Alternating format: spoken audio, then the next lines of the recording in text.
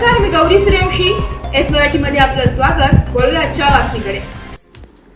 महाड शहरातील काकरतळे मोहल्ला येथे गेल्या वर्षांपासून सुरू असलेल्या रस्ता आणि नाल्याची कामे आजही अर्धवट अवस्थेत आणि निकृष्ट दर्जाची झाली असून अर्धवट अवस्थेतील नाल्यामुळे घाण दुर्गंधीमुळे डास व रोगराई निर्माण होत असून येथील आबालवृद्धांना त्याचा त्रास होत असल्याचा आरोप अन्याय अत्याचार भ्रष्टाचार विरोधी समितीचे रायगड जिल्हा उपाध्यक्ष फैज हुर्जुक यांनी केला असून येत्या 1 जून पर्यंत हे काम पूर्ण करून सांडपाणी निचऱ्याचे योग्य नियोजन न झाल्यास 5 जून पासून आमरण अन्नत्याग उपोषण करण्याचा इशारा फैज हुर्जुक यांनी दिलाय.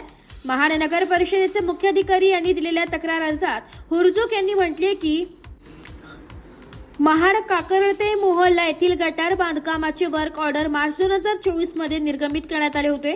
मात्र संबंधित ठेकेदाराने काम सुरू करण्यास तब्बल 3 महिने उशीर केलाय आणि जून 2024 मध्ये काम सुरू केले. हे काम केवळ उशिरा नव्हे तर अत्यंत अर्धवट व निकृष्ट पद्धतीने करण्यात आले. आज मे 2025 अखेर 1 वर्ष उलटून गेले तरी गटाराचे काम पूर्ण झालेले नाहीये.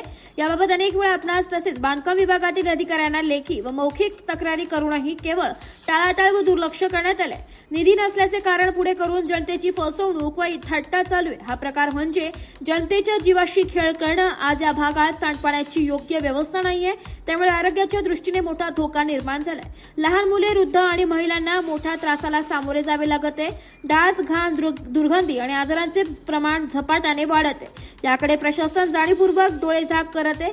जर येत्या 1 जून पर्यंत काम पूर्ण करून गटाराचे योग्यरित्या संचालन केले नाही तर आम्ही काकरतळे मोहल्ल्यातील नागरिक महानगर परिषदेसमोर आमरण अन्नत्याग आंदोलन सुरू करू. यासाठी उद्भवणाऱ्या कायमस्वरूपी परिणामांना पूर्णतः प्रशासन जबाबदार असेल असा इशारा फैज हुर्जुक यांनी दिलाय.